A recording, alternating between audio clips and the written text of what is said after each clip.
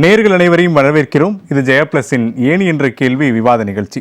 தமிழ்நாட்டினுடைய முதலமைச்சர் திரு ஜோசப் விஜய் நேற்று திருச்சியில் பேசிய உரையை தொடர்ந்து சட்டம் ஒழுங்கு விவகாரத்தில் பல்வேறு அரசியல் கட்சியினுடைய தலைவர்கள் வெளியிடக்கூடிய அறிக்கைகள், முதலமைச்சர் விஜய்க்கு மாநிலத்தை வழிநடத்துவது தொடர்பாக இன்னும் கால அவகாசம் தேவைப்படுகிறது என்றால் அந்த கால அவகாசம் தேவைப்படும் வரை ஒவ்வொரு மக்களாக மடிந்து கொண்டே இருப்பார்களா என்ற கடுமையான கேள்விகளை எல்லாம் மாநிலத்தினுடைய முதலமைச்சர் திரு ஜோசப் விஜய்க்கு எதிராகவும் அரசுக்கு எதிராகவும் பல்வேறு அரசியல் கட்சி தலைவர்கள் முன்வைத்து வருகிறார்கள்.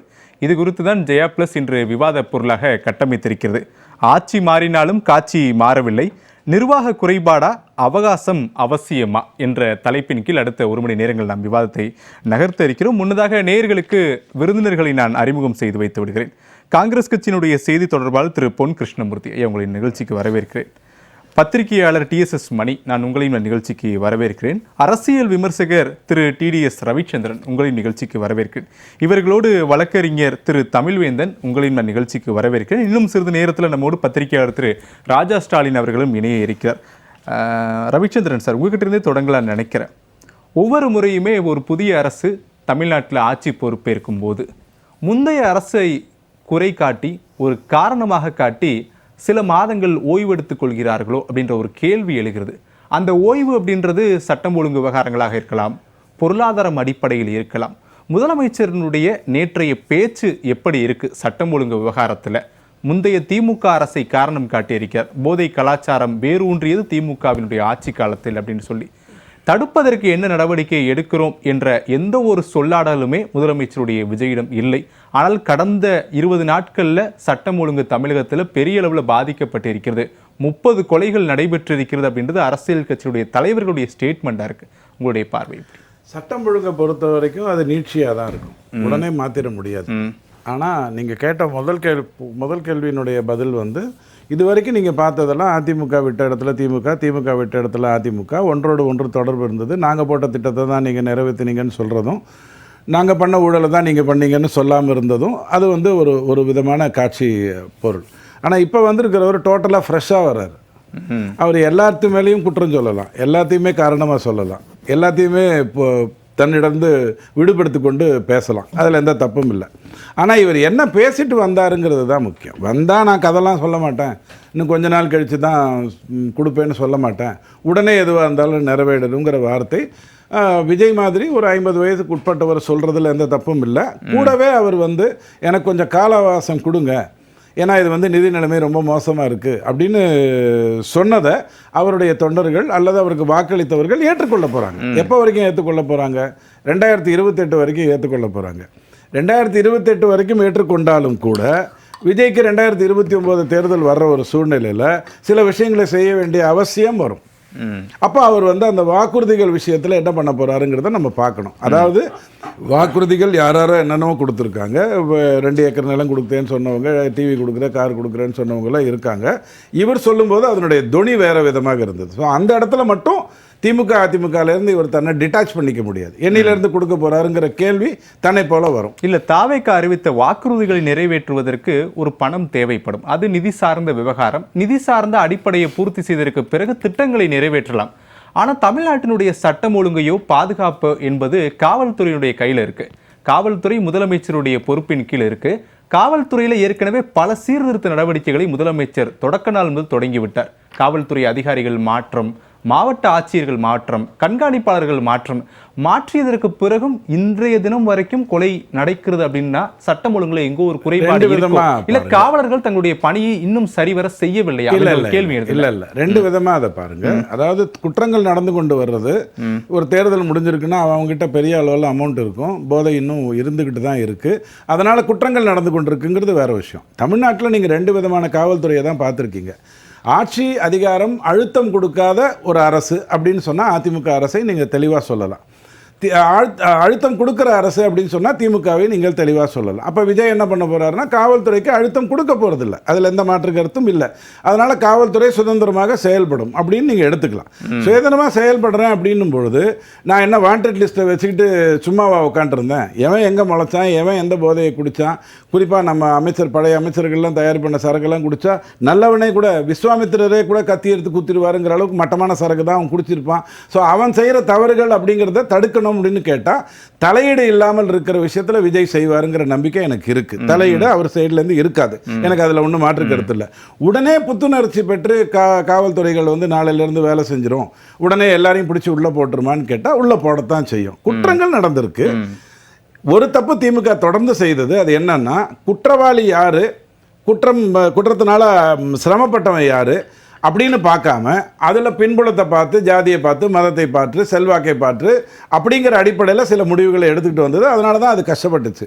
ஆனால் இவர் அப்படி பார்க்கணுங்கிற அவசியம் இல்லை. இவர் வந்து ஸ்ட்ரைட்டாக எந்த ஒரு முடிவாக இருந்தாலும் நேர்மையாக எடுத்து சொல்லிடலாம், அதில் எந்த மாற்று கருத்தும் இல்லை.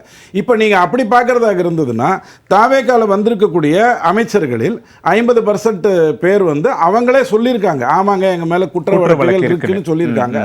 அதில் ஒரு 30% பேர் தீவிரமான குற்றங்கள், மோசமான குற்றங்கள் இருக்குங்க. ISIS தாலிபானை தவிர மற்றதெல்லாம் இவங்க சொல்லிருக்கிற அந்த குற்ற இதுக்குள்ள அவங்களே இருக்குங்கிறத நீங்க பார்த்துருப்பீங்க.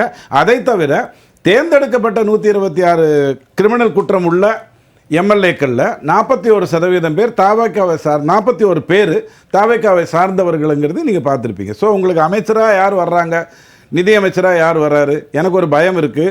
நான் வந்து கொஞ்சம் இல்லை, இப்போ ரவிச்சந்திரன் என்ன சொல்ல வர்றாரு, குற்ற வழக்குகளில் சிக்கியிருக்கக்கூடியவர்களை எப்படி குற்றத்தை தடுப்பார்கள் அப்படின்னு கேள்வி கேட்க. ஆனால் அந்த இடத்துல ஒன்னே ஒன்று இருக்குது, நான் தான் சென்டர்னு ஒரு வார்த்தையை சொல்லிட்டாரு, இவர் தான் பேச போகிறாரு, தப்பு செஞ்சால் உடனே தண்டிக்க போகிறாங்க.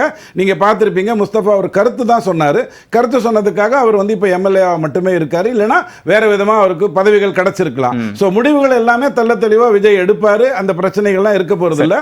உங்களுக்கு ஒரு உதாரணமே சொல்கிறேன். தமிழ்நாட்டில் பொற்காலம்னு நீங்கள் எதையாவது சொல்லுவீங்கன்னா எம்ஜிஆர் அவர்களுடைய முதல் ஆட்சியை தான் நீங்கள் பொற்காலம்னு சொல்லுவீங்க. இரண்டாவது ஆட்சியை அப்படியே நீங்கள் சொல்லுவீங்களான்னு கேட்டால் உங்களால் சொல்ல முடியாது. காரணம் என்னன்னா ஆட்சி கலைப்புக்கு அப்புறம் நிர்பந்தங்கள் வர ஆரம்பிச்சது.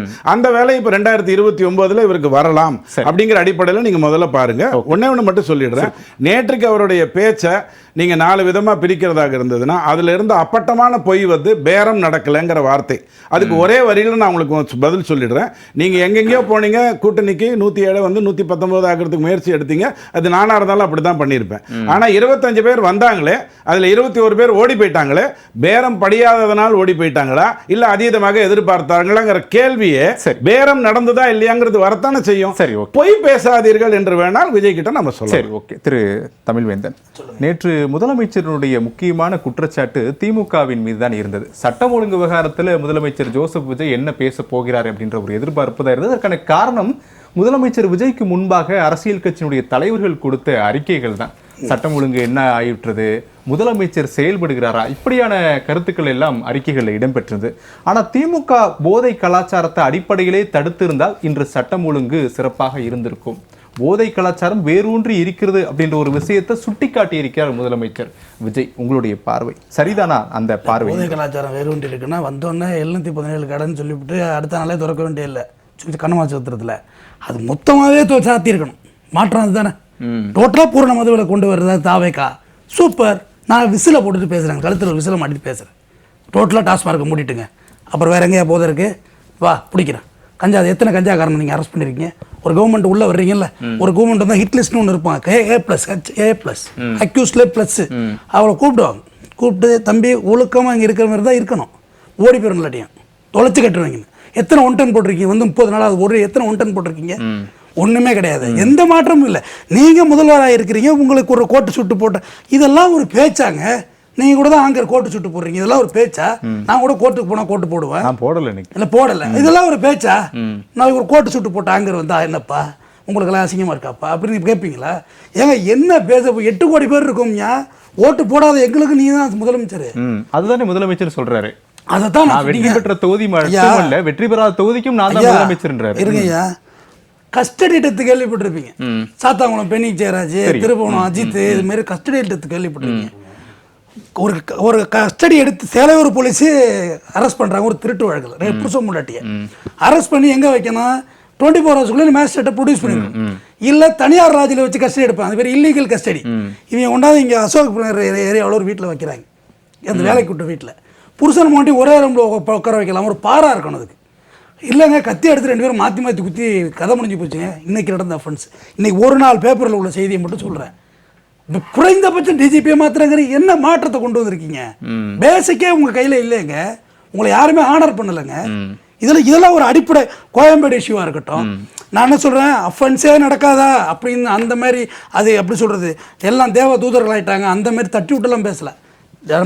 குற்றங்கள் நடக்க தான் செய்யும். அதையெல்லாம் முதலமைச்சர் எப்படி டேக் ஓவர் பண்ண போகிறாரு? நேற்று கைது பண்ண போகிறாங்க போலீஸு, கஞ்சா வழக்கில் வீட்டுக்குள்ளேருந்து குடும்பம் கூடி போலீஸை குத்துது.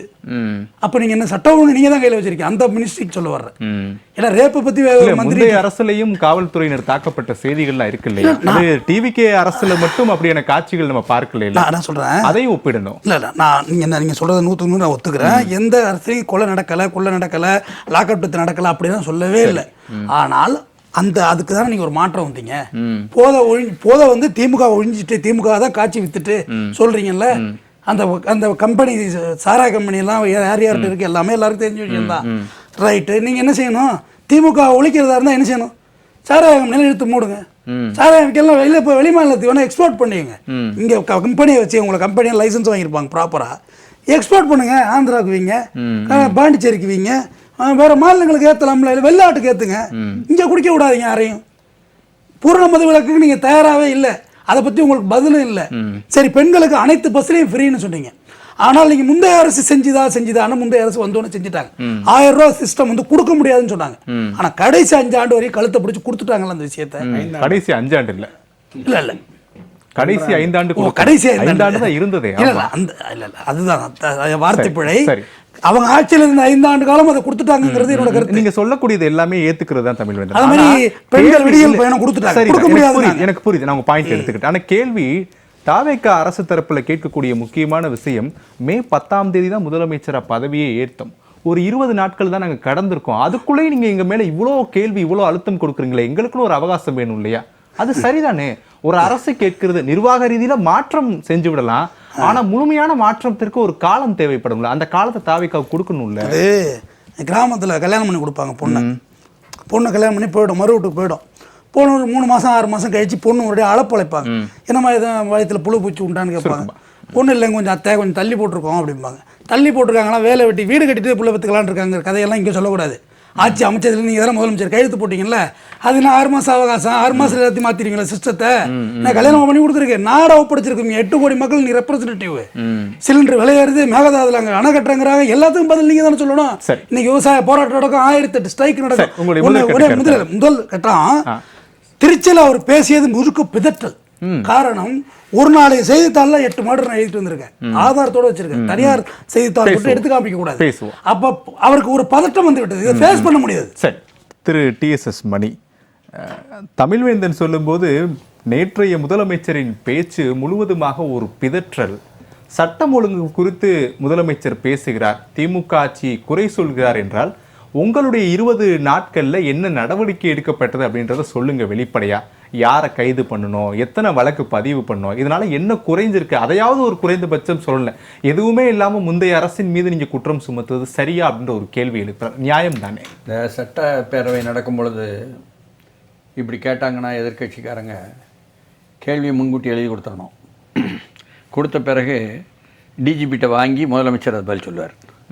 மற்ற நேரங்கள்லாம் டிஜிபின்னு இருக்காங்கல்ல, அவங்க தான் தமிழ்நாட்டில் எந்தெந்த இடத்துல என்னென்ன வழக்கு இன்னும் புள்ளிவிவரம்லாம் சொல்லுவாங்க. இதுதான் நம்ம வழமையாக பார்த்தோம் அந்த பயணம். இல்லை அந்த மண்டல ஐஜி சொல்லுவார், இல்லை எஸ்பி சொல்லுவார் இல்லையா. 5 ஆண்டுகளாக உள்ள ஆட்சியை பற்றி சொல்லும் பொழுது, இப்போ 20 நாள் என்பது ஒரு பெரிய விஷயம்னு வைங்க. 20 நாளைக்குள்ளே வந்து எல்லா பிரச்சனையும் எப்படி வந்து அணுக போகிறாங்க, எப்படி அணுகிட்டாங்க, எப்படி அதுக்கு கிடச்சிருச்சா பதில், ரிசல்ட்டு, தீர்வு என்பதெல்லாம் வேற ஒரு கேள்வி. நேற்று முரசொலியில் தலையங்கமே என்ன எழுதுகிறாங்கன்னா, 20 நாளில் இருண்ட காலம்னு எழுதுகிறாங்க. இவங்க தான் வந்து 6 மாதம் என்ன உங்களுக்கு வந்து விமர்சனங்கள் இல்லாமல் கொண்டு போவோம்னு சொன்ன தலைமையிலிருந்து தான் வருது. தலைவருக்கு சம்மந்தம் இல்லாமல் அவங்களுடைய அதிகாரப்பூர்வ ஏடு வரலாம், நமக்கு தெரியாதுல்ல, அது வேறு விஷயம். தலைவர் சம்மந்தமெல்லாம் பல விஷயம் நடந்து போச்சு. ஏன்னா தலைவரையே தோக்கடிச்சிட்டாங்களே, அதுவே ஏன்னு தெரியல. இன்னமும் வந்து குடகுல போய் வந்து விசாரிக்க வேண்டியிருக்கு அவர். சரி, அப்படி இருக்கும் பொழுது இங்கே வந்து ஒரு டிஜிபியை போடுவதற்கு என்ன இடைஞ்சல் என்பது தான். அப்போ டிஜிபியவே போடாமல் என்ன ஒரு இன்சார்ஜ் டிஜிபின்னு ஒப்பேத்திக்கிட்டு இருந்த ஒரு ஆட்சி முடிந்து அந்த 20 நாள் முடிஞ்சிருக்கு, வந்திருக்கு. அது மட்டும் இல்லாமல் அதை வழக்கமாக யூபிஎஸ்சியில் கொடுத்து அவர்கள் கொடுக்கக்கூடிய ஒரு 3 பேரில் ஒருத்தரை தேர்வு செய்யணும், இப்படியெல்லாம் ஒரு வழமை இருக்குல்ல. அதுவும் கூட நீதிமன்றத்திற்கு போய் அதுக்கு பிறகு நெருக்கடி கொடுத்தும் கடைசி வர முடியாது, போட மாட்டேன் டிஜிபின்னு இருந்த ஒரு ஆட்சி. இப்போ டிஜிபி மகேஷ்குமார் போட்டாச்சுன்னு ஒரு செய்தி வருதா? பரவலாக வருது. வந்த உடனே இல்லை, ஆங்கிலேயத்தில் வந்திருக்குது, உண்மைதான். ஆமாம், போட்டாச்சு போலீஸ் ரிப்போர்ட்டில் வந்துருச்சு. அது நான் வேறு இடத்துல வெரிஃபை பண்ணேன். காரணம், இன்னைக்கு காலையில் வாட்ஸ்அப்பில் பார்த்தீங்கன்னா இன்னமும் நாங்கள் செயல்படுகிறோம் அப்படின்னு முன்னாள் முதலமைச்சருடைய குடும்பத்தில் இருந்து யாரை இப்போ முதலமைச்சர் சொன்னாரோ, காரணம் கேட்குறீங்களே தோற்றதற்கு உங்கள் குடும்பத்தில் இருந்து தான் கீழே உள்ளவங்க பூரா சொல்கிறாங்க கட்சிக்குள்ளே திமுகவில் அப்படின்னு சொன்னாரோ, அவர்கிட்டருந்து நாங்கள் மீண்டும் என்ன செயல்படாமல் இருந்தது செயல்பட வைப்போம் தங்களுடைய நிறுவனத்தை.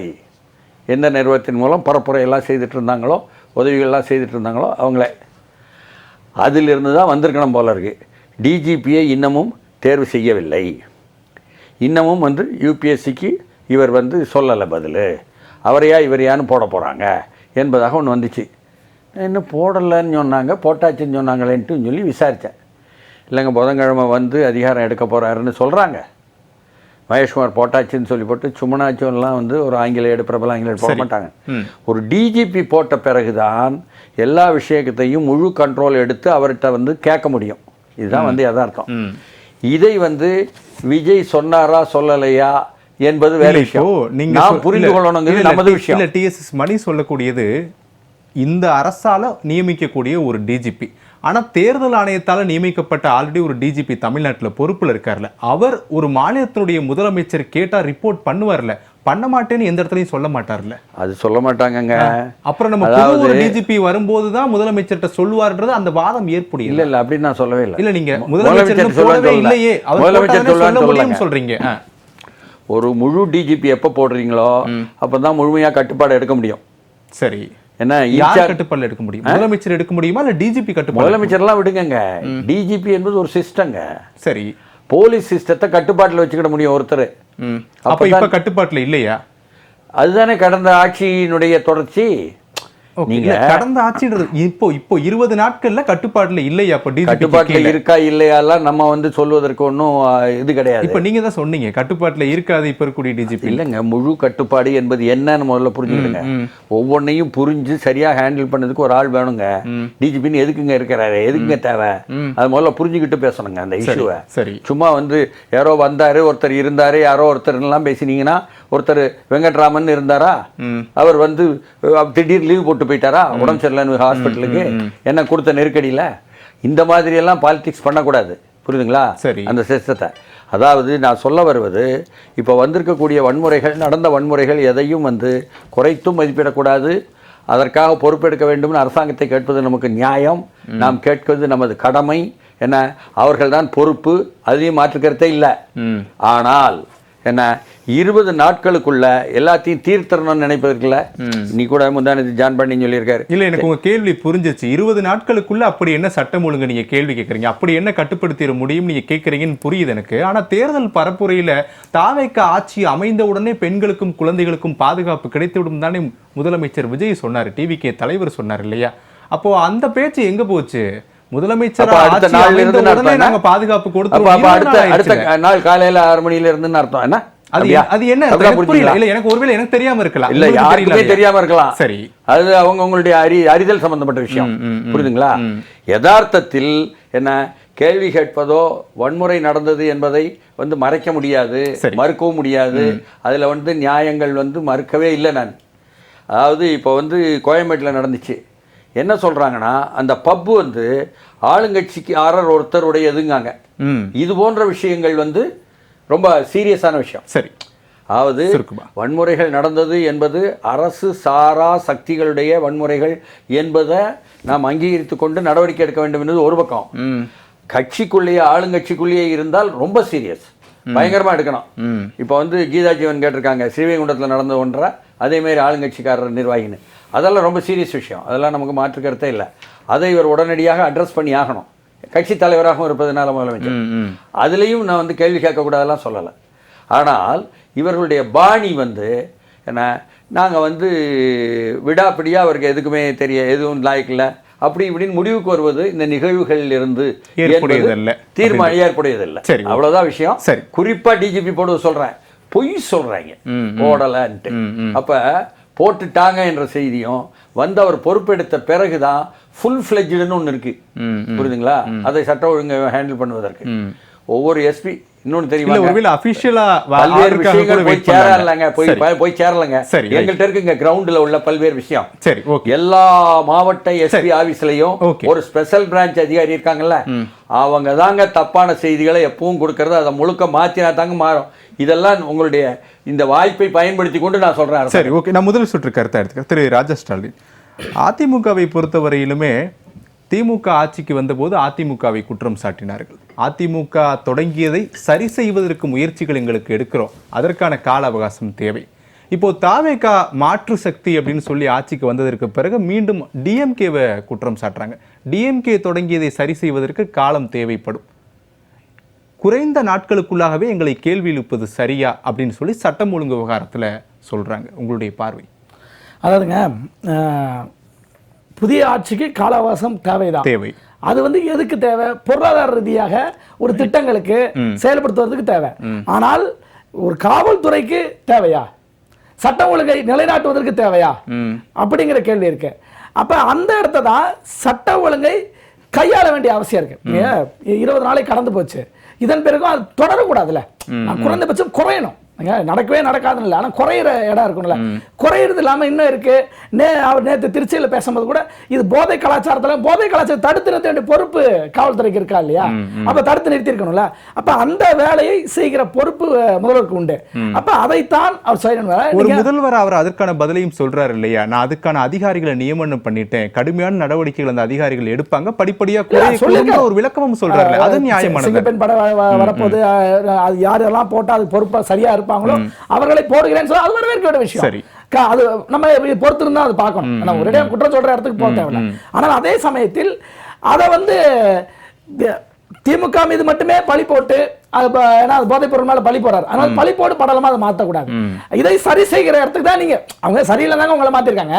அப்ப சரியில்லைன்னு நீங்க வந்ததுக்கு அப்புறம் திருப்பி நீங்க சரி செய்யற வேலை தானே செய்யணும். அதுக்கு தானே கால அவகாசம் கேட்கறாங்க. அது கால அவகாசம் எவ்வளவு நாள்? சட்ட ஒழுங்குங்கிறது சார், நீங்க 4 இப்ப பாருங்க, சூழல்ல குழந்தை இறந்துச்சு கோவையில. இப்ப இந்த ஒரு உயிரிழப்பு இருக்குல்ல, இதை நம்ம பொறுத்துக்க முடியாதுல்ல. சரி, அதுதான் அந்த அவகாசம் என்பது. நீங்க ஒரு பொருளாதார திட்டத்துக்கு ஒரு திட்டம் கொண்டு வரதுக்கு மத்திய அரசாங்கத்திலிருந்து பணம் வாங்கணும், ஒரு மெட்ரோ விரிவாக்கம் இருக்கு, இப்படி நிறைய விஷயங்கள். இது போன்ற விஷயங்களுக்கு பொருளாதார ரீதிக்கு தான் உங்களுக்கு கால அவகாசம். சட்ட ஒழுங்கு என்பது உடனடியாக சரி செய்ய வேண்டிய விஷயம். ஏன்னா குற்றவாளிகள் நடமாட விடுறது ஒவ்வொரு நாள் இரவும் கஷ்டம், ஒவ்வொரு நாளும் மக்களுக்கு ஆபத்து. ஒரு கொலை நடந்தாலும் ஒரு பெண் வீட்டுல பெட்ரோல் வெடி கொண்டு வீசுறான், சாதாரண பெட்ரோல் வெடி வீசுற தைரியம் வருதுல்ல. அப்ப அதுக்கு நீங்க தடுத்து நிறுத்தணும். அப்ப அந்த இடம் தான் சொல்றது. அதை விட்டுட்டு கட்சிகளை குறை சொல்லுது. பண்ணுங்க, இது தேர்தல் காலம் இல்லைங்க, தேர்தல் நடந்து நீங்க வெற்றி பெற்று வச்சுட்டு ஆளுங்கட்சி ஆயிட்டுங்க. இதன் பிறகு இப்ப போய் திமுக நீங்க தீய சக்தி அப்படின்னு நீங்க அதே விஷயத்தை பேசிட்டு இருக்கிறது இருக்கு இல்லையா? நானும் தாவேகாவும் திமுக மட்டும்தான் அப்படிங்கிற அந்த தாவேகாவும் திமுக அப்படிங்கிற இது இப்ப தேவையில்லை. நீங்க திருப்பி தேவைப்படும் ஒரு பார்லிமெண்ட் எலெக்ஷன், உள்ளாட்சி தேர்தலையோ மறுபடியும் சட்டமன்றத்திலே தான் தேவை. தேர்தலின் போது ஒரு கட்சியை குற்றம் சாட்டலாம், ஆட்சியில் இருக்கும்போது நீங்க ஏன் குற்றம் சாட்டுறீங்கன்னு ஒரு கேள்வி தேவை. இப்ப ஆட்சிக்கு வந்து 20 நாள் ஆயிப்போச்சு, இதுக்கப்புறம் நீங்க ஆட்சி நடத்துவது, அதை ஒட்டி திட்டங்களை பேசுவது, அந்த திட்டத்தை மக்களை கொண்டு சேர்ப்பது, எதிர்கட்சிகள் வச்ச கேள்விகளுக்கு பதில் சொல்லுது, இப்படி போனோம். ஏன்னா ஒண்ணு இல்லைங்க, இப்ப திருச்சிக்கு போயிட்டீங்க, இப்ப நீங்க தான் முதல்வர். கரூருக்கு போறதுக்கு உங்களுக்கு எவ்வளவு நேரம் ஆயிடும்? இப்ப சூலூருக்கு போறது, கோவை சூலூருக்கு போறது எவ்வளவு நேரம் ஆயிடும்? இப்ப யாரும் உங்களை தடுக்கிறா? மொத்த திமுக தடுத்துச்சு, திமுக காவல்துறை தடுத்துச்சு, இப்ப உங்களை யார் தடுக்கிறா? இப்ப நீங்க போக வேண்டியதானே. அப்ப இது என்னன்னா, ஒரு நீங்க அந்த இடத்துல இருந்து வந்துட்டீங்க, சினிமா இடத்துல இருந்து வந்துட்டீங்க, திருப்பி அதே ஹீரோயிசத்தை கொண்டு போய் முன் வைக்கிறீங்களா? ஏன்னா நீங்க பேசுற டைலாக் எல்லாம் பாருங்களேன், சொல்ற ஒவ்வொன்றும் இதை ஒவ்வொன்றுமே மக்களுக்கு நேரடியாக சேவை செய்யக்கூடிய இடத்துல இருக்கிறவங்க சேவை செய்யணும். அதை விடுத்துட்டு நீங்க வெறும் இந்த வசனங்களை மட்டுமே பேசி நீங்க அரசியல் பண்ணிட முடியாது அப்படிங்கிறது தான் இது. சரி, திரு பொன் கிருஷ்ணமூர்த்தி ஐயா, தேர்தல் காலம் அல்ல, தேர்தல் காலத்தின் போது ஒரு குறிப்பிட்ட அரசியல் கட்சியை சார்ந்து அரசியல் ரீதியிலான பேச்சுக்கள் இடம்பெறலாம். ஆனா உங்களுடைய ஆட்சி தான் மாநிலத்தில் நடக்குது. பதில் சொல்ல வேண்டிய நீங்க இன்னும் எத்தனை நாட்களுக்கு இன்னொரு கட்சியை குற்றம் சொல்ல போறீங்க அப்படின்னு ஒரு கேள்வி, முக்கியமான கேள்வி எழுப்பார். உங்களுடைய பதில். 1967ஆம் ஆண்டு திராவிட முன்னேற்ற கழகம் பேரறிஞர் அண்ணா தலைமையில் பொறுப்பேற்றார். அப்பொழுது எங்களுடைய நெஞ்சமெல்லாம் நிறைந்த பெருந்தலைவன் காமராஜர் சொன்ன வார்த்தை என்ன தெரியுங்களா? அவர்களுக்கு 6 மாதம் அவகாசம் கொடுக்க வேண்டும். 6 மாதம் அவர்களை யாரும் தொந்தரவு செய்யாதீர்கள் என்று காங்கிரஸ் தோழர்களுக்கு, சட்டமன்ற உறுப்பினர்களுக்கு, குறிப்பாக முதல்வர் பக்தோச்சலம் அவர்கள் விஷக்கிருமிகள் பரவிவிட்டதுன்னு ஒரு வார்த்தையை சொன்னார். அதற்கு பெருந்தலைவர் காமராஜர் அவரை கண்டித்த, சொல்ல வேண்டாம், 6 மாதம் பொறுமையாக இருப்போம், அவர்களுக்கு இந்த ஆட்சியை புரிந்து கொள்வதற்கு 6 மாத அவகாசம் தேவை, நாம் நல்ல ஆட்சி நடத்தியிருக்கிறோம், ஊழலில்லாத ஆட்சி நடத்தியிருக்கிறோம், அதை அவர்கள் தொடர்ந்து நடத்தட்டும், புரிந்து கொள்ளட்டும் என்று சொன்னார்கள். இன்றைய இப்போ சற்று முன் விலகி போன 20 நாட்களுக்கு முன்னால் விலகிய முதல்வர் மரியாதைக்குரிய திரு ஸ்டாலின் அவர்கள் கூட 6 மாதம் அவர்களுக்கு அவகாசம் கொடுப்போம் என்று ஒரு நிகழ்ச்சியிலே குறிப்பிட்டார். 6 மாத காலம் அவகாசம். ஏனென்றால் பெருந்தலைவர் சொன்ன அதே வார்த்தையைத்தான் திரு ஸ்டாலின் அவர்களும் சொன்னார். ஒரு 6 மாதம் என்பது என்னன்னா, 6 மாதம் தேவையில்லை, 3 மாதத்திற்குள் எல்லாவற்றையும் புரிந்து கொள்ளலாம். 20 நாட்கள் ஆகிறது. இப்பொழுது நம்முடைய வழக்கறிஞர் தமிழ்வேந்தன் அவர்கள் ஏதோ சொன்னார், இந்த திருமணமான உடனே பூச்சிப்புழு இருக்கான்னு சொல்லி சொன்னார். இது அதுக்கு பொருந்துமான்னு எனக்கு தெரியல. சரி, அவர் சொன்னார், அதை நம்ம இன்னும் மாறுபட்ட கருத்து சொல்ல வேண்டியது. இன்னொன்னு சொன்னாருன்னு சொல்லிருங்க. சொல்லுங்க. நீங்க ஆட்சி கொடுக்க கூடாதுன்னு சொன்னார் காமராஜர். இல்ல இருங்க, காமராஜர் பெருமையா அழகா சொல்லுங்க. அந்த மாதிரியான ஒரு சூழ்நிலையில 20 நாட்கள் ஆகுது. ஆனா மிக கடுமையான நடவடிக்கைகளை இன்றைய முதல்வர் நேரடி பார்வையில் செய்கிறார். அதை நீங்க மறுக்கவே முடியாது. அந்த கடுமையான நடவடிக்கை என்ன அப்படின்றத கேள்வி எழுப்புறாங்க. காவல்துறை தான், காவல்துறைக்கு முதல்வர் உத்தரவிடுகிறார். அவர்கள் மீது உடனடியாக அவர்கள் மீது கைது செய்யப்படுகிறார்கள், நடவடிக்கை எடுக்கப்படுகிறார்கள். குற்றம் நடந்த சில இன்ன வரைக்கும் நேரு தம்பி ராமஜெயம் கொலையை இன்ன வரைக்கும் கண்டுபிடிக்க முடியலங்க. ஆனால் 24 மணி நேரத்தில் ஒரு பெண் கற்பழிக்கப்பட்டால் என்று, கொலை செய்யப்பட்டால் என்றவுடன் கண்டுபிடித்தார்களா இல்லையா? அப்போ நாம் என்னன்னா, எல்லா குற்றங்களிலும் 20 நாளிலே குறைஞ்சிடாது, படிப்படியாக தான் குற்றங்கள் குறைய முடியும். சகோதரர் வழக்கறிஞர் சொன்னார் தமிழ்வேந்தன், டாஸ்மாக் கடையை மூடிடலான்னு சொல்லிட்டு. ஒரே நாளில் மூடிட முடியாது, படிப்படியாக மூடுவோம் என்று சொன்னார். வந்தவுடன் நெடுஞ்சாலைகளிலே இருப்பவர்கள், ஆஸ்பத்திரி பக்கத்திலே இருப்பவர், பள்ளிக்கூடங்கள், கல்லூரிகளிலே அருகே இருப்பவர் கடைகளை உடனடியாக மூடினார். சரிதான் செய்தார்கள். செய்யவில்லை என்று நீங்கள் சொல்ல முடியவில்லை. அதே போன்று என்னன்னா, கஜானா காலி என்ற ஒரு வார்த்தையை அவர் பதவி ஏற்றுவிட்டு வந்தபோது சொன்னார். ஆமா. ஆனால் அந்த வார்த்தையில் எனக்கு உடன்பாடு கிடையாது. கஜானாக்களில் எப்பவுமே எந்த ஆட்சி போனாலும் கஜானாலாம் காலி பண்ணி வச்சுட்டு போக மாட்டாங்க. இருக்கும், அதெல்லாம் இருக்கும். ஆனால் அது கம்மியாக இருக்கணும்னா சொல்லலாம். அவருக்கு தேவையான, ஏன்னா அவர் நிறைய நல உதவி திட்டங்கள்லாம் அறிவிச்சிருக்கிறாரு, அதெல்லாம் செயல்படுத்தணும். அதற்கு நிதிகள் வேண்டும். அதை மனதில் வைத்து கஜானா எந்த அரசாங்கம் போனாலும் கஜானாக்கள். அதே மாதிரி மரியாதைக்குரிய பத்திரிகையாளர் மணி அவர்கள் அந்த டிஜிபி விஷயத்தை நீங்கள் கேட்டபோது, இப்போ பொறுப்பு டிஜிபியா இருக்கிறவங்க எல்லாவற்றையும் முழுமையாக எடுத்து செய்ய மாட்டார்கள். அவர்கள் மனநிலை எப்படி இருக்கும்னா, நாம இதை தொட்டா சாக்கடிக்குமோ அதை தொட்டா சாக்கடிக்குமோன்னு பயந்துகிட்டே தான் இருப்பாங்க. இப்போ ரத்தோர் இருந்தார், ஐபிஎஸ் ஆஃபீஸர், டிஜிபியாக இருந்தார். அப்போ ரத்தோருடைய மனநிலை என்ன? தேர்தல் கமிஷன் தான் அவரை நியமித்தது. நாம் எந்த நிலையிலும் மாற்றப்படுவோம், சில நாட்களில் மாற்றப்படுவோம். நாம் எடுக்கக்கூடிய நடவடிக்கைகள் கடுமையாக, இந்த பலாத்காரம், அந்த போதைப் பொருட்கள் விஷயத்துல எங்கேயாவது போய் மாட்டிக்குமா? உங்களுக்கு தெரியும் பல விஷயங்கள் ஆனா போதைப் பொருள். இதற்கு முன்பு திமுக அரசுல திரு டிஜிபி வெங்கட்ராமன் இருந்தபோது அவருடைய நியமனத்தை காங்கிரஸ் கட்சி ஆதரித்து தானே, அது ஒரு நிர்வாக நடவடிக்கை. டிஜிபி அவர் நியமித்த என்ன, அவர் அதே அதிகாரத்தை தானே பயன்படுத்த போறார் அப்படின்றதும் காங்கிரஸ் கட்சியினுடைய வாதம். நான் என்ன சொல்றேன், இவரை நியமித்தது சில நாட்களுக்கு. சரி. ஆனா திரு வெங்கட்ராமனை எத்தனை நாளைக்குன்னு திராவிட முன்னேற்ற கழகம் அவருக்கும் தெரியாது, அவங்களுக்கும் தெரியாது. ஆனா திராவிட முன்னேற்ற கழகம் வந்துங்க, முதல்வர் அவர்கள் அதுல கொஞ்சம் கவனம் செலுத்தி நிரந்தர டிஜிபி ஒருத்தரை இதே மகேஷ்குமாரை போட்டிருக்கலாம்.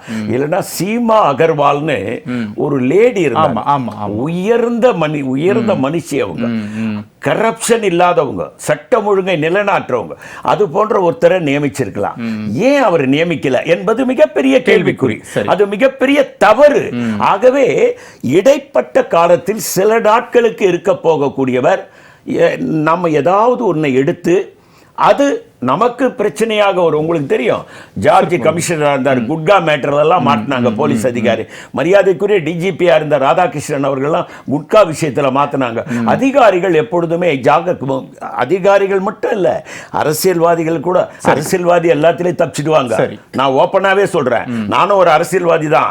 எதையாவது ஒன்று சொல்லி, ஆனால் அதிகாரிகள் கத்தி மேலே நடக்கிற மாதிரி ஜாகிரதையாக நடக்கணும், இல்லைன்னா கழுத்தை விட்டோம் காலையும் விட்டோம். இப்போ ரெண்டு விதமாக பொன் கிருஷ்ணமூர்த்தியோட கருத்தை எடுத்துக்கிறேன். நான் சொல்லிட்டு நான் ஒரு பிரேக் போயிடுறேன். அதிகாரிகள் கத்தி மேல இருப்பாங்க, அரசியல்வாதிகள் தப்பித்துக் கொள்ளலாம், அதிகாரிகள் தப்பிக்க முடியாது.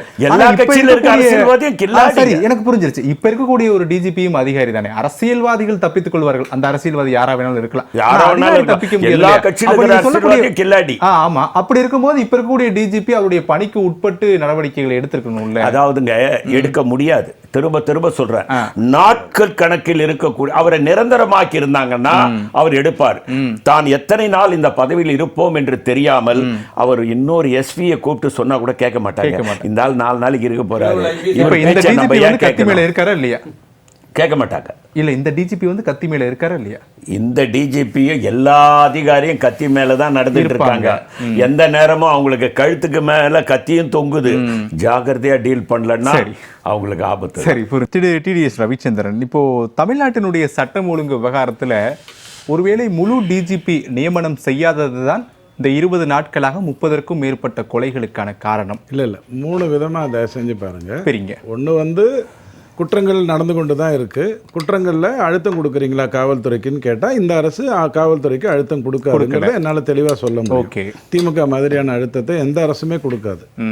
அடுத்த கேள்வி வந்து இவங்க வந்து தண்டிக்கப்படுறாங்களா, உடனே வந்து அவங்க டிசைட் பண்ணுறாங்க, கைது போடுறாங்க, அந்த அதிகாரியை மாற்றுறாங்க, தப்பு பண்ண ஏட்டை மாற்றுறாங்க அப்படிங்கிறது கேட்குறதாக இருந்ததுன்னா, நீங்கள் டிஐஜின்னு பார்க்குறீங்க, டிஐஜி டிஜிங்கிறது இல்லை. இப்போ நீங்கள் ஒரு சிபிடபிள்யூடி பிடபிள்யூடிக்கு போகிறீங்கன்னா ஒரு எஸ்சி அடிஷ்னல் இன்சார்ஜாக இருந்தால் அவர் எதுலேயுமே கையெழுத்து போட மாட்டார்.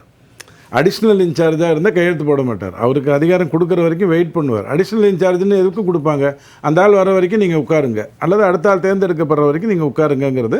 அங்கே தான் மணி ஐயா உங்களுக்கு என்ன சொன்னார், 3 வருஷமாக 2 வருஷமாக இந்த இதை நியமிக்கிறதுலே தப்பு பண்ணிகிட்டு இருந்தாங்க. மத்திய அரசுக்கு கொடுக்குற தரவுகள் கூட அவங்க முடிவெடுக்க முடியாத அளவுக்கு கொடுத்தாங்க. அப்போல்லாம் கேள்வி கேட்காத நீங்கள் 20 நாளில் ஏன் கேள்வி கேட்குறீங்க அப்படிங்கிறது நியாயமான வாதம், அதில் எந்த மாற்று கருத்தும் இல்லை. இப்போ நாளைக்கு வந்து ஒருத்தர் நியமிக்கப்பட்டதுக்கு அப்புறம் அவர்கிட்ட நீங்கள் பொறுப்பு கொடுக்கணும்.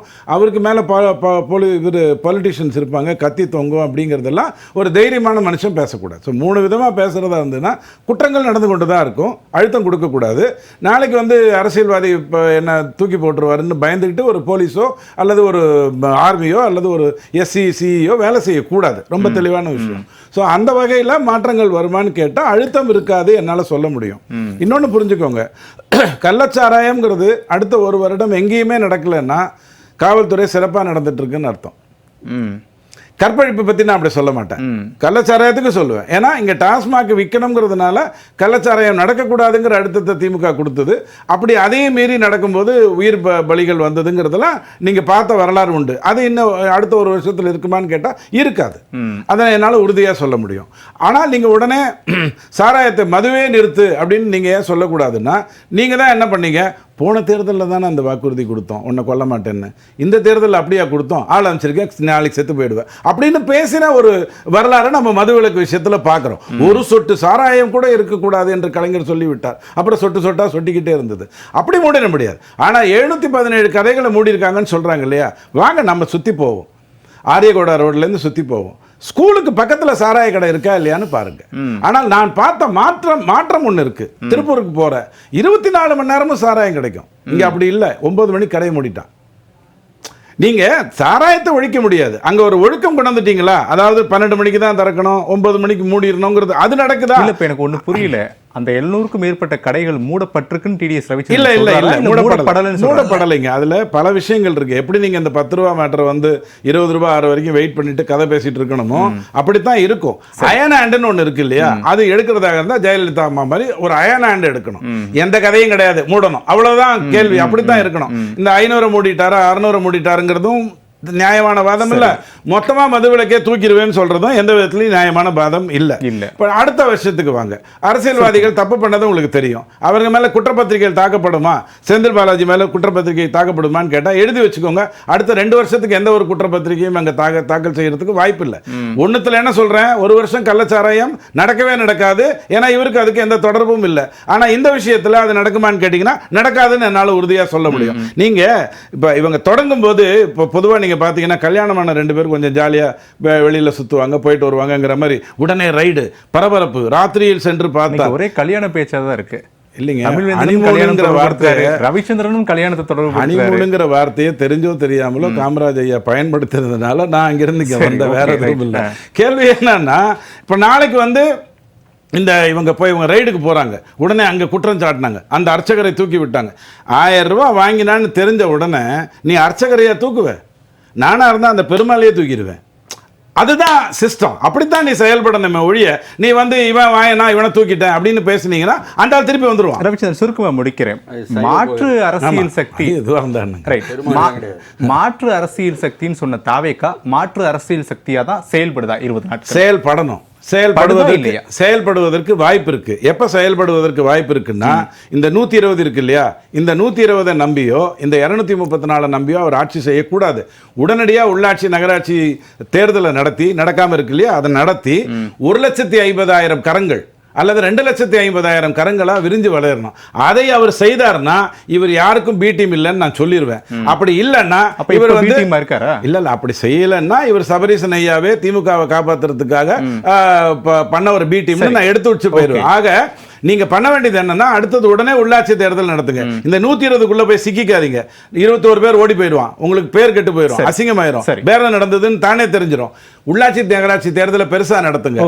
அந்த இடத்தில் நிறைய பேரை கொண்டு வாங்க. உங்களுக்காக வேலை செய்வதற்கு அரசு அதிகாரிகள் அரசியல்வாதிகளாக வருவதற்கு வாய்ப்பு இருக்கிறதே உள்ளாட்சியிலையும் நகராட்சியிலையும் அந்த தேர்தலையும் தான். அதை அவர் செய்தார்னா, கெஜ்ரிவால் 15 வருஷம் ஒன்றும் பண்ண முடியாத நிலைமையில் இருந்தார் பாருங்க, அந்த ரேஞ்சுக்கு இவர் வருவார். அந்த நம்பிக்கையை நீங்க தைரியமா வைக்கலாம். டிஎஸ்எஸ் மணி, இப்போ தமிழ்நாட்டில் முக்கியமான ஒரு விவகாரம், முதலமைச்சர் விஜய்க்கு பாராட்டப்பட்ட விவகாரம், மதுபான கடைகள் மூடப்பட்டது. தேர்தலில் அவர்கள் வெற்றி பெற்று ஆட்சி அமைத்த உடனே இந்த மதுபான கடைகள் மூடப்படக்கூடிய அறிவிப்பு தமிழக மக்களால் வரவேற்கப்பட்ட ஒரு அறிவிப்பு. ஆனால் அந்த அறிவிப்பு செயல்படுத்தவே இல்லை. அது சும்மா ஒரு கண் துடைப்பு அப்படின்னு சொல்றாங்களே, உண்மையா? எதையும் கண் துடைப்புன்னு இந்த எக்ஸ்ட்ரீமா போய் சொல்லலாம், எல்லாம் முடிஞ்சு போச்சு சிறப்புன்னு சொல்லலாம். இந்த 2 கதையும் எல்லாம் வேண்டாம். கதை புரியுதுங்களா? விஷயம் என்னன்னா, யதார்த்தத்தில் அவர் அறிவிச்சாரு, அப்படி ஒன்று வரவேற்றாங்க அறிவிப்பை, அவ்வளோதான். அமுலாக்கல் என்பது அதற்கே உரித்தான ப்ராசஸ் எடுக்கத்தான் செய்யும்.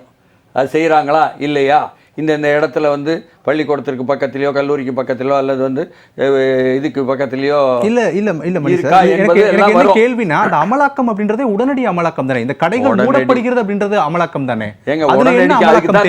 திருப்பி சொல்ல வரேன், உங்களால புரிஞ்சுக்கிட முடியலன்னு நினைக்கிறேன். சரி, நான் ஏற்கனவே சொன்னேன், நீங்க வந்து சட்டம் ஒழுங்குன்னு பார்த்தீங்கன்னு சொன்னா அதைத்தான் தொடர்பு கொள்றீங்க. இந்த மது கடைக்கும் எனும் பொழுது சட்ட ஒழுங்கை முழுக்க வந்து தனியாக பார்க்குறோம். அதுதான் வந்து இன்றைக்கி நீங்கள் எடுத்திருக்கிற சப்ஜெக்ட். அப்படி இருக்கும் பொழுது காவல்துறை என்பதை எப்படி நடத்துவது என்பது தான் அதில் முக்கியம். அதில் தான் வந்து நீங்கள் ஏற்கனவே 5 ஆண்டுகளாக உள்ள அனுபவத்தில் பிழை வந்து நான் ஒரு குறிப்பிட்ட தலைமை என்பதற்காக டிஜிபி குறிப்பிட்டேனே தவிர வெறும் டிஜிபி அல்ல. கலைஞர் வந்தோடனே சொன்னார், நுரையீரல் வந்து பாதிக்கு மேலே கெட்டு போச்சுன்னு காவல்துறையை, புரியுதுங்களா? அதனால இங்கே இருக்கக்கூடிய சிஸ்டம் என்னன்னு பாருங்க. ஒவ்வொரு மாவட்டத்திற்கும் ஒரு எஸ்பி தான் தலைமை எடுக்கிறாரு. அப்போ நீங்கள் என்னதான் மேலிருந்து சொன்னாலும், டிஜிபி ஆஃபீஸ்லேருந்து சொன்னாலும், அங்கே எஸ்எஸ்பி ஒன்று இருக்குது, எஸ்எஸ்பி சொன்னாலும் நாங்கள் கொண்டு போயிருக்கோம் விவரங்களை. அதுக்கப்புறம் வேலூரில் போய் எஸ்பிகிட்ட கேட்டால், இன்னும் எங்கள்கிட்ட வராமல் அங்கே போயிட்டீங்க, ஐபிஎஸ் அதிகாரி, நான் ஐபிஎஸ் அதிகாரி, அதனால் நான் தான் எல்லாம் அப்படின்னு நினைக்கிறாங்க ஒவ்வொரு எஸ்பியும். ஞாபகம் வச்சுக்கிடுங்க. இப்படிலாம் சிஸ்டத்துக்குள்ளே நிறைய விஷயம் இருக்குது. அப்போ அந்த எஸ்பி ஆஃபீஸில் எதை வைத்துக்கொண்டு வெளி நடப்புகளை தெரிந்து கொள்கிறாருன்னா ஸ்பெஷல் பிரான்ச்சு. அப்போது மாவட்டங்களில் உள்ள இந்த ஸ்பெஷல் பிரான்ச் பொறுப்பாளர்கள் சிக்கலாக இருக்காங்க. ஒரு கட்டத்தில் என்ன சொன்னாங்கன்னு சொன்னால், மாவட்ட அமைச்சருக்கு தகுந்தாற் போல் விசுவாசமாக இருக்காங்க, நீங்கள் சொல்லுங்க அப்படின்னு ஆக்டிவிஸ்ட் செயல்பாட்டாளர்கள் தமிழ்நாடு காவல்துறையில இன்னும் சில நடவடிக்கைகள் தேவைப்படுது. அந்த நடவடிக்கைகளுக்கு பிறகுதான் சீர்திருத்தமாகும்ன்றீங்களா சிஸ்டத்துக்குள்ள? அதுல பல்வேறு விஷயங்களை இந்த 5 ஆண்டுகள் உள்ள அனுபவங்களில் இருந்து கோளாறுகள் என்னெல்லாம்னு கேட்டுக்கிட்டு செயல்பாட்டாளர்கள் முடிந்த அளவு இது போன்ற விவாதங்களையாவது சொல்லி அரசாங்கத்திற்கு உதவி சேவை செய்கிற வேலையை இந்த 20 நாள் 30 நாள் 2 மாதத்துல செய்யலாம். சரி, அவங்க எடுத்துக்கிட்டு செய்யணும் என்றுதான் எதிர்பார்க்கிறோம். இதற்கான குற்றம் சாட்டப்படுவார் என்பதில் மாற்று கருத்து இல்லை. இதற்கான கால அவகாசம் எவ்வளவு? இப்ப எல்லாருமே கேட்கக்கூடியது ஒரு கால அவகாசம் சொல்லுங்க. ஒவ்வொரு நாளும் மக்கள் மடிந்து கொண்டே இருப்பாங்களான்னு ரெடிமேட் ஃபார்முலா ஒன்று கிடையாதுங்க. நேத்தை விட இன்றைய விட நாளைக்கு ப்ராக்ரஸ் இருக்கான்னு தான் பார்க்கணுங்க. புரியுதுங்களா? நீங்க ரெடிமேடா எல்லாத்துலயுமே ஒரு சூத்திரத்தை வச்சுக்கிட்டெல்லாம் ஒரு விஷயத்தை அணுகக்கூடாது. கடுமையாக கெட்டு போயிருக்குது, கலைஞர் சொல்லிட்டாரல்ல, அது முழுக்க கெட்டு போனதை பார்க்குறோமா இல்லையா? அப்போ இந்த காவல்துறையினுடைய கெட்டு போனதுக்கு கண்ட்ரோல் பண்ணதுக்கு முதல்ல ஹெட் வேணும், அதற்கு பிறகு ஒவ்வொரு ஏரியாவிலையும் வேணும். எக்ஸிக்யூஷன் என்று அமுலாக்கல் என்பது இருப்பது மாவட்டத்தில் அவர்களுக்கு வெளி செய்திகளை சொல்வது, உண்மைகளை சொல்வது என்பதற்குத்தான் அந்த உளவுத்துறை இருக்கு. அதுல ஒழுங்கா இருக்காங்களா என்று கேட்டால் எல்லா இடத்திலும் தவறாக இருக்கிறார்கள். நான் குறிப்பாக பணியாற்றக்கூடிய அல்லது இருக்கக்கூடிய பகுதியிலிருந்து நான் ஓப்பனாவே சொல்றேன், தென் மாவட்டங்களை பொறுத்தவரை எங்களுக்கு தெரியும் ஒவ்வொரு இடத்துலயும் எப்படி எப்படின்னு. அதனால வெளிப்படையாக யதார்த்தத்தை சொல்றோம். யதார்த்தம் இவ்வளவு தூரம் இருக்குது, நடவடிக்கை எடுக்கணும், எடுத்துக்கொள்ள வேண்டியது அரசாங்கத்தினுடைய பொறுப்பு. ஓகே, திரு தமிழ்வேந்தன், தமிழ்நாட்டில் ஏற்கனவே பல சீர்திருத்த நடவடிக்கைகள் காவல்துறையில் எடுக்கப்பட்டு விட்டது. ஆனால் இன்னும் நடவடிக்கைகள் எடுத்தால் மட்டுமே இது சீராக்கப்படும், சிஸ்டம் இன்னும் சீராக்கப்படும் அப்படின்ற ஒரு விஷயத்த சொல்கிறாங்க. இது ஏற்புடையதானே? ஏற்கனவே கமிஷனரில் தொடங்கி மாவட்ட அளவில் காவல் கண்காணிப்பாளர், மாவட்ட ஆட்சியர் வரைக்கும் மாற்றம் செஞ்சுட்டாங்க. இன்னும் அடியில் மாற்றங்கள் செய்தால் மட்டுமே இது சீராக்கப்படும் அப்படின்ற வாதங்கள் ஏற்புடையதா? ஏன்னா உயர்மட்ட அதிகாரிகள் மாற்றம் செய்யப்பட்டதற்கு பிறகு அவர்களுக்கு கீழ் பணிபுரியக்கூடியவர்கள் கட்டுப்பட மாட்டார்கள் அப்படின்ற ஒரு கேள்வி முத்திரை எழுது இல்லையா? கேள்வி உள்வாங்கிட்டேன். இது வந்து ஃபுல்லாக அந்த தம்ப்நெயில் அரசியல் பண்ணுறாங்க. தம்ப்நெயிலில் வச்சுருப்பாங்க பகீர் தபீர், உள்ளே போய் பார்த்தா அந்த வீடியோவுக்கு அதுக்கு சம்மந்தமே இருக்காது. அந்த வீடியோ வேறு ரிலேட்டடாக இருக்கும், தம்ப்நெயில் பார்த்தீங்கன்னா வேறு லெவலில் இருக்கும். அப்போ சினிமா போஸ்ட் ஸ்டண்ட் இருந்தால் தான் உள்ளே போகும். இப்போ எது தம்ப்நெயில் யார் வச்சு இவர் பேசுகிறது தம்ப்நெயில்? அண்ணா சொன்னார்ல, மூடப்பட்டு திறக்கப்பட்ட கடை தெரியுதால, காரனோடையில் கோயிலுக்கு அருகையில் இருந்த கடை ஒரு நாள் மூடி மறுநாள் திறந்துருக்காங்க. பொன்னேரி சமபந்தியில் வந்து தீர்மானம் நிறைவேற்றிருக்காங்க. எப்படி 3 நாள் மறுபடியும் திறந்தீங்க. அப்போ இது மாதிரி ஒரு இடத்துல நியூஸ் வெளியில் வந்தால் தானே தெரியும். 717 கடை 3, எதுக்கு விளம்பர அரசியல்? எல்லா ஆட்சியிலையும் மூடி இருக்காங்க. டிஎம்கே 500 கடை மூடி இருக்கு, எடப்பாடி ஆட்சியில் ஒரு 500 கடை மூடினாங்க, ஜெயலலிதா 500 கடை மூடி இருக்காங்க. எல்லா ஆட்சியும் வந்தோடனே நியூசன்ஸ் மூடி இருக்காங்க. பட் ரியாலிட்டியாக மூடினாங்க. நீங்கள் ரியாலிட்டியாக மூடல, முதல் விஷயம். அடுத்து சிங்கப்பெண் திட்டம்னு ஒன்று கொண்டு வந்து, எதுக்காக கொண்டு வந்தீங்க? ஒரு பெண்ணுக்கு ஒரு காவலர்னு சொன்னார்ல, பாசிபிலிட்டிஸே இல்லாத விஷயம். அந்த சிங்கப்பெண்ணே ஒருத்தர் பாலியல் சிண்டல் பண்ணிட்டார், ஒரு போலீஸ் இன்ஸ்பெக்டர் சஸ்பெண்ட் பண்ணி வச்சிருக்காங்க. பார்த்தோமா இல்லையா? அப்போ போலீஸுக்கே போலீஸ் பாதுகாப்பு போடணும். ஒரு சிங்கப்பெண்ணு, அந்த சிங்கப்பெண்ணுக்கு இன்னொரு சிங்கப்பெண்ணு. காரணம், தலைவர்கள் மீது பயம் இல்லை, முதலமைச்சர் மீது பயம். நீங்கள் news reader anchor whatever it is, நீங்கள் வணக்கம் சொல்லப்போ மட்டும்தான் சிரிக்கிறீங்க, மற்ற நேரம் எல்லாமே சீரியஸாக தான் இருப்பீங்க. ஏன்னா நியூஸுங்கிறது அடுத்தவங்களோட துக்கம், கவலை, பலி. ஒரு கொலை நடந்திருக்கு, ஒரு ஆக்சிடென்ட்ல செத்துட்டானா அதை நீங்கள் வந்து அப்படியே ஒரு ரேண்டமாக தான் பேச முடியும். அப்படி பேச வேண்டிய ஒரு போலீஸ் இன்ஸ்பெக்டர் உட்கார்ந்து கையை கொட்டி சிரிச்சு பேட்டி கொடுக்குறாங்கன்னா சிரிக்கிறது உரிமை. அதுக்கான விளக்கம் தான் சொல்றாங்க. அது அல்ல ஃபேரான விஷயம். நடந்திருக்கிறது ஒரு துன்பியல் சம்பவம், அதுக்கான ரைட். 3வது விஷயம் சொல்லிடுறேன், நான் சுருக்கமாக சொல்லிடுறேன். எந்த கமிஷனரும் சென்னையில் இருந்தபோது சட்ட ஒழுங்கு கண்ட்ரோலில் தான் இருந்துச்சு. ரவுடிஸ் எல்லாம் மெட்ராஸ்குள்ள வரக்கூடாதுன்னு கண்ட்ரோல் போட்டிருந்தாங்க. அவர் மேலே அவ்வளோ குற்றச்சாட்டு அலிகேஷன் சொன்னவங்க இவங்களை கொண்டு போய் விஜிலன்ஸில் வைக்கிறாங்கன்னு சொல்லி கோர்ட்டு கண்டிச்சிருக்கு. இது எப்படிங்க நீங்கள் இப்படி இந்த மாதிரி பண்ணணும்? அப்போ சிஸ்டத்தையும் உங்களால் ஒரு ஃபார்மேட் பண்ண முடியல, அதை சரி பண்ண முடியல. இன்னும் சொல்லியிருக்கேன், இறுதியாக சொல்கிறேன். தேர்தல் ஆணையம் இது ஆட்சியில் நடந்துச்சு இல்லையா? இப்போ அப்போ மர்டர் ரேப்பு நடக்கலை, டேட்டாவே இருக்கு. மர்டர் நடந்துச்சுன்னா ரொம்ப இந்த ரேரான மர்டர் நடந்துச்சு. இந்த அளவுக்கு ப்ரூட்டலாக இறங்கி யாருமே செய்யலை. பயமே இல்லாமல் போயிட்டு மக்களுக்கு வந்து காவல்துறை மேலே ஒரு சின்ன அச்சம் இருக்கும், முதலமைச்சர் மேலே ஒரு சின்ன அச்சம் இருக்கும். அதான் நம்ம மேலே எதுவும் செஞ்சிருவாங்க. இப்போ சிஸ்டத்தை வந்து நீங்கள் என்டையராக சிஸ்டம் வந்து என்டையராக நீங்கள் கொலாப்ஸ்ன்னு சொன்னீங்க.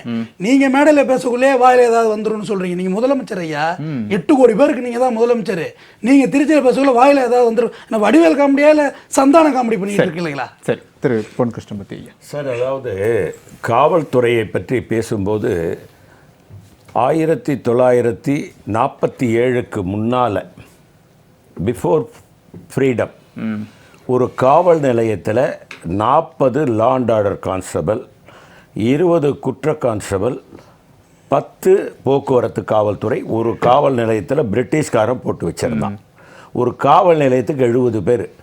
இப்போது 45லேருந்து 50 பேர் தான் காவல்துறையில் இருக்கான். 47 2026 எடுத்துக்கோங்க. அரசாங்கம் அதை முதலில் சீர்படுத்த வேண்டும். இந்த 45-50க்குள்ளே இருக்கான் பாரு, அவன் எல்லாருமே நீங்கள் பார்த்துருப்பீங்க. இதுக்கு முன்னால் இருந்த முதல்வரும் சரி, இன்றைக்கி இருக்கிற முதல்வரும் சரி, அவர் முன்னால் 100 கான்ஸ்டபிள் ஓடுறான், பின்னால் 100 கான்ஸ்டபிள் ஓடுறாங்க, சைடில் 200 கான்ஸ்டபிள், இந்த பக்கம் ஒரு 200 கான்ஸ்டபிள். எங்கேயே போலீஸ் ஸ்டேஷனில் யார் இருக்காருன்னா ரைட்டர் மட்டும்தான் இருக்கார். பெருந்தலைவர் காமராஜர் முதல்வருங்க, பின்னால் ஒரு ஜீப்பு வருது, யாரு எதுக்கு வர கேட்டபோது உங்க பாதுகாப்பு, எனக்கு மக்கள் பாதுகாப்புல நீ எதுக்குல வர, கான்ஸ்டபிள் நீ எதுக்கு முன்ன உட்காந்துரு, இறங்கு அந்த ஜீப்ல போ, மக்கள் பார்த்துக்குவாங்க. அப்படியே கார்ல போன காலம் போய் இன்னைக்கு காவல்துறைகள் நடு ரோட்ல வெயில்ல நிக்கிறாங்க. அவனுடைய மனநிலை எப்படி இருக்கும்? நீங்க ஒன்றும் இல்லை, இந்த ஜெமினி மேம்பாலம் கிட்ட போங்க, அமெரிக்க தூதரகத்தை, ஒரு 4 கான்ஸ்டபிள் பாவம், அவனை பார்த்துட்டு நான் அந்த பாதையை கடக்கும் போதெல்லாம் என் மனசு அப்படியே வலிக்கும். சின்ன பசங்க தான், சின்ன பசங்களாக இருந்தாலும் வெயில் மழை பார்க்காம அமெரிக்க தூதரகத்துக்கு அப்படி என்ன பெரிய பாதுகாப்பு? ஏன் அவனுக்கு அவ்வளோ பெரிய பாதுகாப்பு அந்த தூதரகத்துக்கு கொடுக்குறீங்க? ஒரு ஆளுக்கு ஒரு கான்ஸ்டபிள் நிற்க வைக்கல. அப்போது நீங்கள் காவல்துறையை அதிகம், ஆங்கிலேய 70 பேரை போட்டு வச்சுருந்தாங்க ஒரு காவல் நிலையத்துக்கு, நீங்கள் 50 பேர் கூட போடல. முதல்ல அதை 100 பேராக மாற்றுங்க. இந்த பாலியல் பலாத்காரம், இந்த கஞ்சா குறையும், எல்லாமே ஒழியும். காவல்துறையை நிறைய ஆக்குங்க, அதுக்கு நிறைய செலவழிங்க. பட்ஜெட்ல பணம் இல்லைன்னு சொல்லாதீங்க. சட்டம் ஒழுங்கை பாதுகாக்க வேண்டும் என்றால் எப்படி ராணுவத்திற்கு நாம் நிறைய செலவழிக்குமோ அதுபோல தமிழகத்தில் விஜய் அவர்களுக்கு நான் வேண்டுகோள் வைக்கிறேன். சரி, ஜெயா டிவி மூலமாக காவல்துறையை பலப்படுத்த வேண்டும் என்றால் காவல்துறையில் நிறைய ஆட்களை எடுங்கள். திரு ராஜா ஸ்டாலின் நிறைவா? அதான் சார், இப்போ காட்சி மாறிடுச்சா அப்படின்னா எனக்கு தெரிஞ்ச எதுவும் இந்த மாற்றம் இல்லை. என்னன்னா நீங்கள் போய் பேசுகிற அரசியல், நேற்று திருச்சியில் அவர் பேசுகிற அரசியல் எம்ஜிஆரோட ஒப்பிட்டு பேசுறது இருக்கு இல்லையா, அது கபில் தேவ் பவுலிங்க்கும் இப்போ இருக்கிற பவுலருக்கும் எப்படிங்க கம்பேர் பண்ணுவீங்க? அன்றைக்கி என்ன ஓட்டு பர்சன்டேஜ் 66% காலத்தில் அவர் வாங்கினது 33%. அடுத்து மெஜாரிட்டியோட ஆட்சி வந்தார். இன்னைக்கு என்ன நிலைமை? நீங்கள் 85% இருக்கும்போது நீங்கள் 34% வரீங்க. ஸோ அதுவும் 1% அதிகம், அதுவும் நீங்கள் மெஜாரிட்டி கிடையாது. அப்போ மெஜாரிட்டி இல்லாமல் உங்களை விமர்சனம் பண்ண கட்சிகளே நீங்கள் கூட இருக்கு. பாஜக பிள்ளைன்னு சொன்னவங்களே நீங்கள் உங்களுக்கு தாய்ப்பால் கொடுக்கறதுக்கு வந்துட்டாங்க. ஏன்னா 108 உங்களுக்கு பத்தலை, போதுமான தாய்ப்பால் கிடைக்கல, உங்களுக்கு கொடுக்கறது புட்டிப்பால் கொடுக்கறது விசிகா போன்றவர்கள் வந்துட்டாங்க. ஆக இப்படி இருக்கிற இடத்த அப்புறம் ஒப்பிடுறது, திமுக அதிமுக ஒப்பிடுறது, அல்ல சிலன்னு பேசுறது இருக்கு இல்லையா, இது ஒரு முதலமைச்சர் பேசுகிற வார்த்தை இல்லை. ஒன்று. அடுத்தது அல்ல சில்லுங்கிறது, அப்போ நீண்ட காலமாக 15 ஆண்டுகளாக திமுக கூட இருந்த கம்யூனிஸ்ட் கட்சி அல்ல சில்லுன்னு சொல்றீங்களா? விசிகா சொல்ல, ஏன்னா தாவேக்காவும் திமுகவும் மட்டும்தான் அப்படி 2 தான் சொல்றீங்க. அப்ப இங்க இருக்கக்கூடிய சிறிய கட்சிகள் இருக்கு இல்லையா, எனக்கு என்னமோ அந்த அல்லு சில்லுன்ற வார்த்தை திமுகவோ திமுக கூட்டணியும் இல்ல, வேற ஏதோ ஒரு கட்சியை குறிப்பிட்ட அதிமுகவே நேரடியாக குறிப்பிட்டாங்க. சரிங்க, 1000 பூக்கள் கூட்டம் மாவோ சொன்ன மாதிரி நம்ம வந்து ஜனநாயகத்துல நிறைய கட்சிகள் வர்றது வரவேற்கிறோம். இது புதிய ஆட்சி வந்திருக்கு, புதிய ஆட்சியில நல்லது நடந்திருக்கு. 12 அமைச்சர்கள் வந்து நீங்க 45 வயசு கீழே, ஏறத்தாழ ஒரு 40 பேருக்கு மேல 45 வயசுக்கு எம்எல்ஏ இருக்கிறாங்க. சோ இந்த மாதிரி நம்ம வரவேற்கிறோம். ஆனால் இவர்கள் இதை கொண்டுட்டு போனோம்னா இது போன்றான விஷயங்களை நாங்க மட்டும்தான் இருக்கோம். அதாவது இந்த கார்ப்பரேட் அரசியல் இருக்குல்ல, நீங்க அமெரிக்கால எப்படி இருக்கும், 2 கட்சி மட்டும் தான் இருக்கும், ஒன்னு ரைட் லெஃப்ட் அப்படிங்கிற மாதிரி இருக்கு இல்லையா, அதை நோக்கி பயணிக்கிறதுல ஒண்ணு இல்லைங்க. ஒரு கேள்வி எழுது. ஒரு காலத்துல தெலுங்கு, அதாவது தமிழ்நாட்டுல என்ன சொல்லுவாங்க, இந்த மாதிரி தெலுங்கர்கள் வந்து அதிகாரத்தில் இருக்காங்க அப்படி இப்படின்னு பேசியிருந்த காலம் போய் இப்ப ஆந்திராவை சேர்ந்தவர்களே இப்ப இவர் கூட இருக்காங்க. யாரு, அனில்குமார் ரெட்டி போன்றவர்கள்லாம் தமிழ்நாட்டில் இருந்து வளர்ந்தவர்கள் இல்ல, சரி, ஓகே, ஆந்திராவில இருந்து வளர்ந்தவர்கள். இப்படி என்ன மாற்றத்தை அவர் புதுசா செய்ய போறாரு அப்படின்னு மக்களுக்கு இது வரைக்கும் அவர் செய்யல. இது பழைய ஆட்கள் செய்யறதை கூடுதலாக தவறு செய்வார் போல அப்படின்னு ஒரு இடம் இருக்குது. சரி, ஓகே. டி எஸ் ரொம்ப சுருக்கமா நான் முடிக்க போறேன். ரோட்ல இறங்கினீங்கன்னா பார்த்துடலாம். ஒரு 1.5 மாதத்துக்கு மார்ச் 23ஆம் முன்னாடி வரைக்கும் ஹெல்மெட் போடாதவங்களெல்லாம் பிடிச்சி போலீஸ் வந்து ஒரு 4-5 பேர் உட்காந்துக்கிட்டு 200 வாங்குறது 500 வாங்குறதுங்கிறத கண்கூடாக நீங்கள் தமிழ்நாடு பூரா பார்த்துருப்பீங்க. இந்த ரோட்டில் நீங்கள் நிறையாவே பார்த்துருப்பீங்க. தேர்தல் கோட் ஆஃப் கான்டாக்ட் வந்த உடனே அவங்கெல்லாம் வேறு வேலைக்கு போயிட்டாங்கன்னு நான் நினச்சேன். ஆனால் மே 4ஆம் தேதிக்கு அப்புறம் இன்னி வரைக்கும் இதே ரோட்டில் நீங்கள் அந்த போலீஸ் நின்றுக்கிட்டு ஹெல்மெட் போடாதவனெல்லாம் பிடிச்சி 200-400 வாங்குறானான்னு பாருங்கள். இல்லை, ஆட்சி அழுத்தம் கொடுத்தா தான் அது நடக்கும். எனக்கு காசு வேணும்னு சொன்னா தான் போலீஸ்காரன் வேலையை விட்டுட்டு அங்கே வந்து உட்காந்துட்டு உங்ககிட்ட ஹெல்மெட் இல்லைன்னா காசை பிடுங்குவான். ஆனால் இப்போ அப்படி இல்லை. வண்டி தப்பாக வந்தால் பிடிக்கிறாங்க, பெரிய வண்டி வந்தால் பிடிக்கிறாங்க, உங்களையும் என்னையும் தொல்லை பண்ணுறதில்ல. இந்த மாற்றம் ஒரு நல்ல மாற்றம். அத விஜய் எல்லா இடத்துக்கும் கொண்டு போக முடியும். தேர்தலுக்கு முன்பு திரு டிடிஎஸ் ரவிச்சந்திரன் இதே சாலையில எந்த போலீஸ்காரங்க 200 ரூபாய் வாங்கினாங்க, இப்ப யார் வாங்கல? அதே அப்ப இருக்கக்கூடிய ஆட்சியின் போதும் அதே போலீஸ்காரங்க வண்டியை பிடிச்சிருக்கலாம். ஒரு விஷயம் சிம்பிளா முடிச்சிடுறேன். ஒரு குறிப்பிட்ட நேரத்தை கருதி நான் சிம்பிளா முடிச்சிடுறேன். போலீஸோடைய வேலை நான் ஒரே வரியில சொல்லிடுறேன் ஐயா. போலீஸோடைய வேலை உங்ககிட்ட இருந்து காசை கலெக்ட் பண்ணி யாருக்கோ கொடுக்கறது இல்ல. உங்ககிட்ட இருந்து காசை கலெக்ட் பண்ணி யார்கிட்டயோ கொடுக்கறது இல்ல. அதை அழுத்தம் கொடுத்தா தான் பண்ணுவாங்க. அந்த அழுத்தம் இப்ப இல்ல. அதனால தான் எந்த போலீஸ் வந்து அழுத்தம் கொடுத்தாதான் எனக்கு புரிஞ்சு. ஒரே ஒரு முடிவா சொல்றேன்.